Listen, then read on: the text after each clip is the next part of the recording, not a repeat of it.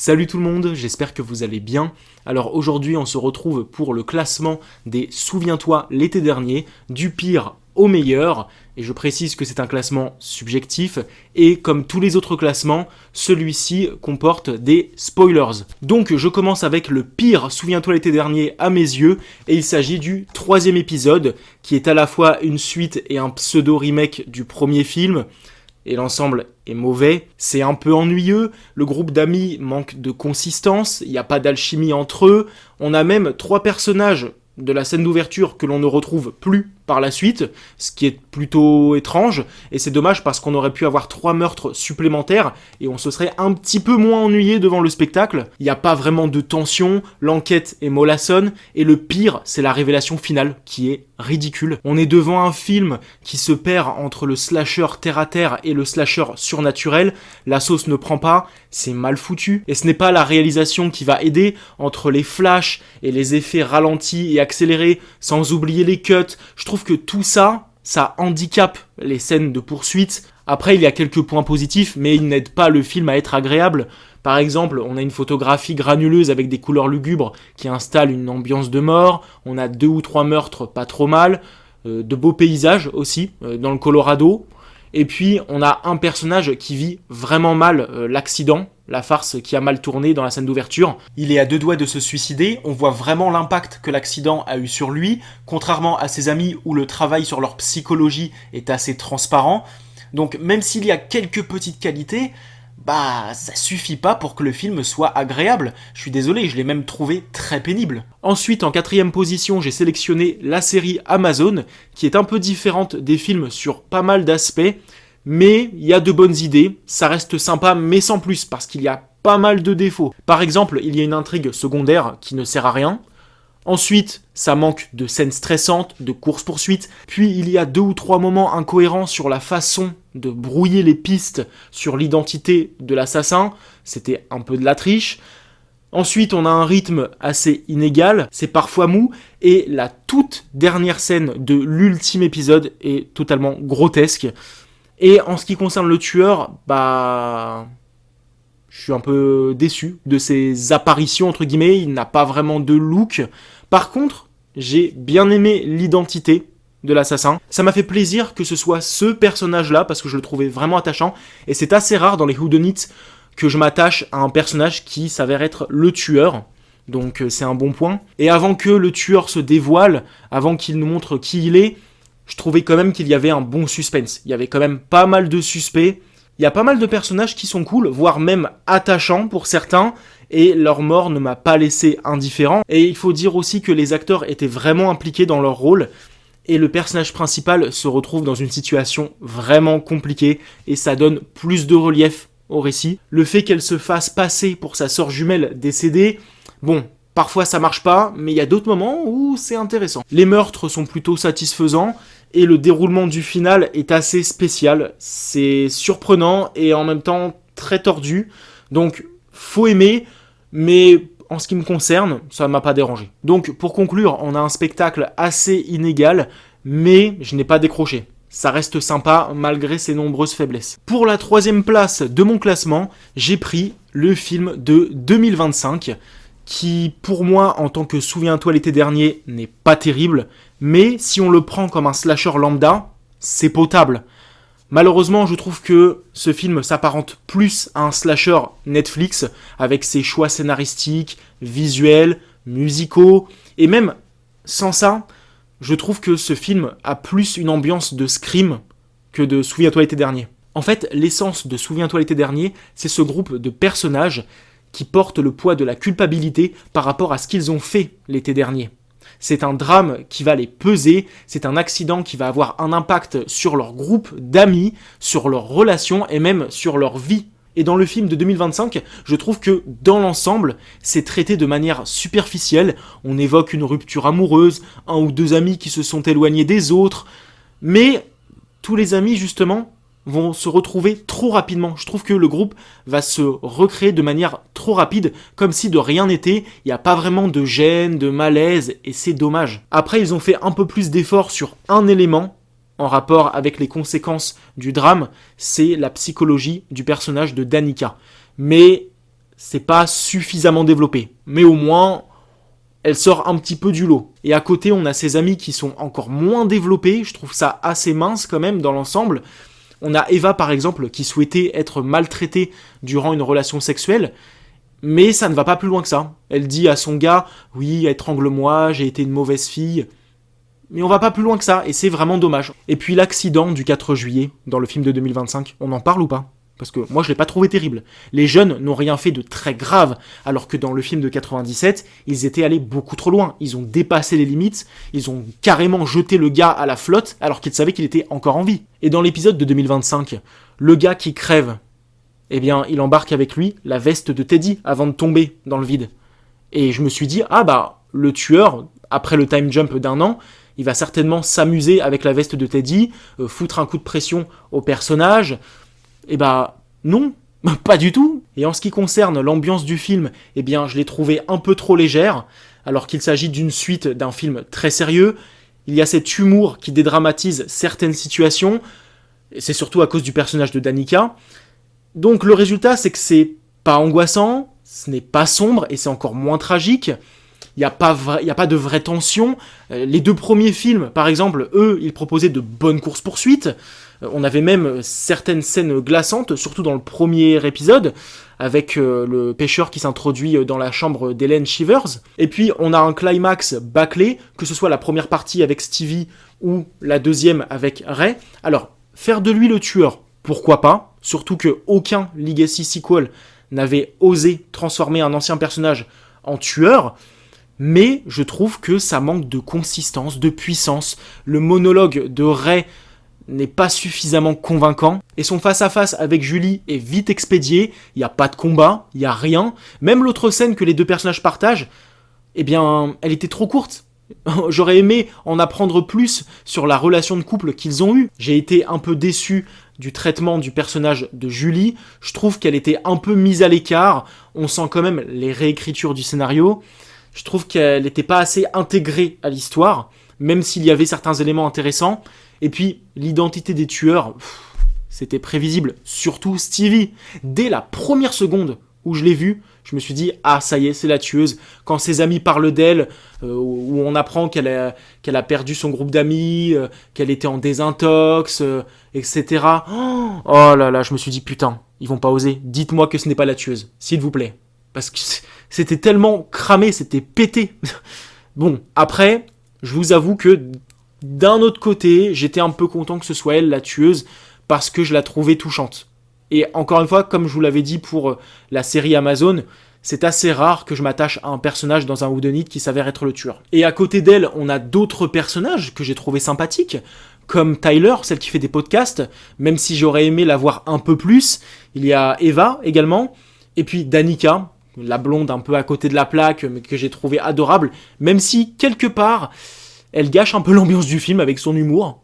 Donc, ouais, c'est un personnage quand même qui m'a un peu divisé. On a une enquête qui est plutôt bien menée, même si l'identité des tueurs était prévisible, mais il y avait un petit peu de suspense, parce que même si on savait qui étaient les tueurs, eh bien, moi je me suis un peu demandé comment est-ce que les personnages allaient réagir face aux révélations, comment et quand ça allait éclater.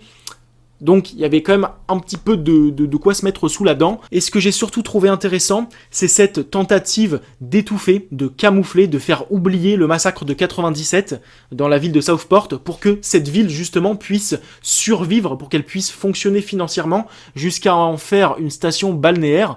Donc ça c'était pas mal. Et au niveau du casting, j'ai été agréablement surpris. J'ai bien aimé Madeline Klein, c'est certainement celle qui m'a le plus marqué. Ensuite, Chase Sue Wonders, qui est pas mal, et Sarah Pigeon, celle qui joue Stevie. Par contre, Freddie Prinze Jr. et Jennifer Love Hewitt, je les ai trouvés assez fades dans leur jeu. Alors, Freddie, lui, je le trouvais déjà moyen dans son jeu d'acteur dans les 2 premiers films. Et là, il est en cohérence avec lui-même. Il a toujours joué de la même manière. Bon, après, vous me direz, c'est le personnage qui est comme ça, mais je reste persuadé que son jeu manque de saveur. Et Jennifer Love Hewitt, ouais, pour le coup, j'étais un peu déçu de son jeu. Donc, après, en même temps, avec ce qu'on lui a donné sur le papier, il n'y avait pas de quoi faire des étincelles. Et en ce qui concerne le boogeyman, eh bien, je suis content de retrouver le look du pêcheur, parce que je l'aime beaucoup, et surtout son crochet, même s'il ne l'utilise pas tout le temps dans le film, et ça c'est bien, il utilise plusieurs armes, donc on exploite encore plus le thème du pêcheur, et surtout le look du pêcheur, eh bien, sa présence, le fait d'avoir repris ce look est justifié, et on a des meurtres plus violents, plus nombreux, plus sanglants, et encore une fois, si on le prend comme un slasher lambda, si on oublie que c'est un Souviens-toi l'été dernier, je trouve que la pilule passe mieux. Il fait le minimum pour un slasher, il divertit, et c'était pas ennuyeux, surtout pour un film d'1h50. Et dernière chose, j'ai des sentiments pour ce film, même s'il m'a déçu en tant que Souviens-toi l'été dernier. Donc pourquoi est-ce que je ressens quelque chose pour lui ? Parce qu'il joue avec la nostalgie des fans. Donc, parfois, c'était assez bien dosé, il y avait de bons petits clins d'œil, et la scène post-générique m'a fait plaisir, j'ai bien aimé retrouver le personnage de Carla avec Julie, cette petite réunion m'a fait plaisir. Par contre, le coup de la photo de Julie et de Carla, avec le visage de Carla barré avec une croix rouge, je trouve que c'était de trop. Ça arrive bien trop tard. Mais je reste quand même curieux, j'ai quand même envie de voir ce qu'ils vont nous raconter dans la suite. Et puis, ouais, il y a des moments où il joue avec la nostalgie de manière trop lourde, c'était trop insistant, ils en faisaient des caisses comme le personnage d'Hélène Shivers. Alors, que l'on parle d'elle, ok, il n'y a pas de souci, puisqu'on évoque le massacre de 97, donc voilà, on parle d'elle, elle fait partie des victimes, ok. Qu'on se rende sur sa tombe, pas de souci. Qu'on ait un personnage comme Danica, qui est une reine de beauté comme Hélène Shivers, ok. Mais par contre, pour tout le reste, Hélène par-ci, Hélène par-là, c'est bon, ça reste une victime. Elle est morte, la fille. Ça reste une simple victime, faut pas déconner. Même si j'aime bien Sarah Michelle Gellar, et même si j'aimais bien le personnage d'Hélène Shivers, bah je suis désolé, des fois ils en faisaient trop. À croire que cette suite ne reposait pratiquement que sur Hélène Shivers. Et c'était trop, en fait, ça en devenait même écœurant. Donc, tout ça pour vous dire que si on le prend comme un slasher classique, qu'on le retire de la saga des Souviens-toi l'été dernier, le film passe mieux. Je suis tenté de vous dire que les défauts sont un peu moins graves. Enfin, certains défauts. Maintenant, je passe à l'épisode que j'ai mis en deuxième position, et c'est Souviens-toi l'été dernier 2, qui est une bonne suite, qui est très divertissante, même si le scénario est un peu décousu. C'est quand même maladroit à certains moments. Bon, je vais commencer par les points positifs. Déjà, le développement du personnage de Julie, qui est vraiment bon.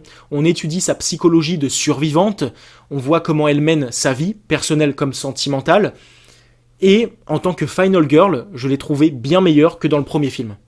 Dans cette suite, elle est plus entreprenante, elle s'affirme beaucoup plus, et puis elle ne pouvait pas se permettre de perdre une autre amie, donc je suis content qu'elle ait été là pour Carla. Carla qui est à la fois drôle et attachante, j'avais quand même peur pour elle. Et puis j'ai bien aimé le cadre de l'île qui crée une ambiance différente de celle du premier film, ce qui évite l'aspect routinier. On a une île déserte frappée par une tempête, par l'orage, ça crée vraiment une ambiance classique de film d'horreur, mais c'est efficace, ça fonctionne. On s'aventure dans plusieurs endroits et on nous offre une superbe course-poursuite avec 3 jeunes femmes. Et oui, ce film, il nous propose des courses-poursuites typiquement années 90. Vous savez, ces bonnes vieilles scènes de track stressantes, captivantes, amusantes. Ça me manque, vraiment ça me manque énormément. Et ce que j'ai bien aimé aussi dans cette suite, c'est qu'on nous offre un peu plus de meurtres, ça saigne un peu plus. Mais le problème c'est le scénario. Il y a pas mal d'éléments qui clochent, je trouve que le script est un peu boiteux à certains moments. Il y a quelques incohérences, comme le fait d'accepter des touristes en période cyclonique. Ensuite, Estes, qui ne tente même pas d'avertir Julie au sujet de Will. Puis Ben Willis qui épargne Carla alors qu'il avait enfin l'occasion de la buter. Le type il s'est donné tellement de mal à essayer de la tuer pour finalement la laisser tranquille. Et puis il y a cet élément inutile comme le vaudou. Mais à côté de ça, il y a beaucoup de points positifs. Le film est divertissant et attachant. Et j'ai bien aimé le twist sur Will, quand on apprend qu'il est le fils de Ben Willis, je m'y attendais pas, surtout que c'est un petit gars que j'aimais bien, que je trouvais vraiment sympa, il était attentionné envers Julie, il était doux, et arrivé là, c'est un psychopathe. Donc j'étais bien dégoûté, mais dans le bon sens du terme. Du coup, ça a apporté un peu plus de piment à l'histoire. Et je termine le classement avec le film original, sans surprise. Donc un slasher des années 90 qui a toujours autant de charme. La bande d'amis est attachante, les personnages sont développés, le casting est top, et j'aime bien ce genre d'histoire où on a un drame qui brise un groupe d'amis, qui change leur vie, ces personnages qui vivent avec un secret bien lourd, mais chacun à leur manière, voir comment ça les a changés, ils sont différents les uns des autres, ils ne réagissent pas de la même manière, et du coup c'est très plaisant à suivre. Le fait qu'on ait une galerie de personnages hétéroclites fait que le film a plus de saveur. On a envie que les personnages s'en sortent, et quand il leur arrive quelque chose, eh bien, ça ne nous laisse pas indifférents. Et c'est surtout la mort d'Hélène qui m'a fait mal au cœur. Mais d'un côté c'est bien, puisque ça donne un peu plus de puissance au film. Parce que sans ça, d'un point de vue émotionnel, ça aurait eu moins d'impact sur le spectateur. Et puis, à côté du soin qui a été apporté à l'écriture des personnages, on a le casting qui contribue beaucoup à l'appréciation qu'on peut avoir des personnages. De Jennifer Love Hewitt à Sarah Michelle Gellar, qui sont de superbes Scream Queens, en passant par Ryan Phillippe, qui est très bon également. Après, il y a Freddie Prinze Jr., qui s'en sort un peu moins bien que ses collègues, comme je l'ai dit précédemment, mais il n'est pas non plus catastrophique. Ensuite, j'ai bien aimé l'ambiance portuaire, je trouve que ça donnait un peu plus de personnalité à ce film. C'est assez rare qu'on retrouve ce cadre dans un slasher. Puis l'enquête, je l'ai trouvé bien menée, il y a un bon suspense, même si j'ai trouvé l'identité de l'assassin un petit peu décevante, je trouve qu'elle était inférieure à tout ce suspense qui allait crescendo, mais ça reste appréciable et cohérent, et le tueur reste très menaçant. Et d'ailleurs, en termes de suspense, le film nous livre de sacrées scènes, comme le passage où le tueur s'introduit chez Hélène, notamment dans sa chambre. Oh, c'était glaçant. On a la course-poursuite avec Hélène aussi, qui est l'une des meilleures du cinéma d'horreur. Le climax dans le bateau aussi était vraiment cool. Donc à l'arrivée, on a un film très angoissant. Le look du tueur est vraiment cool, tout comme son arme, qui est rarement utilisée d'ailleurs dans le cinéma d'horreur. Donc en conclusion, Souviens-toi l'été dernier, c'est du haut de gamme. Et à côté de ça, je dois vous l'avouer, c'est un des premiers films d'horreur que j'ai vu. Donc c'est aussi une affaire de sentiments. Mes ressentis sont quand même bien plus profonds que ça. C'est un film qui est légendaire à mes yeux et surtout dans mon cœur. Donc c'est terminé pour ce classement, n'hésitez pas à me donner le vôtre, je vous remercie d'avoir accordé du temps à ma vidéo et on se retrouve bientôt. Salut!